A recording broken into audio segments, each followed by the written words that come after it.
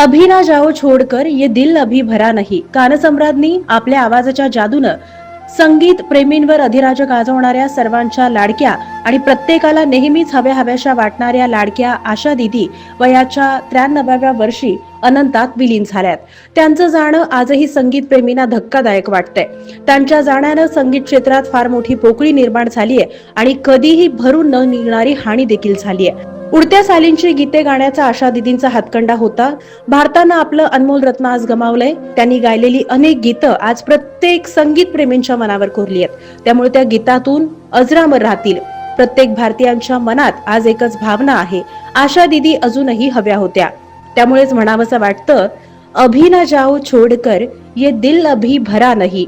ईश्वर त्यांच्या आत्म्यास शांती देऊ. शिवसेना उद्धव बाळासाहेब ठाकरे पक्ष, मनोरमा परिवार आणि गायकवाड कुटुंबियांच्या वतीनं त्यांना भावपूर्ण श्रद्धांजली. मंगेशकर कुटुंब आणि भोसले कुटुंबियांच्या दुःखामध्ये आज संपूर्ण भारतवासीय सहभागी आहेत. आई तुळजाभवानी त्यांना या दुःखातून सावरण्याची शक्ती देवो. सौभाग्यवती अस्मिताताई गायकवाड, शिवसेना उद्धव बाळासाहेब ठाकरे पक्ष, कार्याध्यक्ष मनोरमा बँक, मुख्य संपादिका अस्मिता व्हिजन आणि संस्थापिका अस्मिता कृषी पर्यटन केंद्र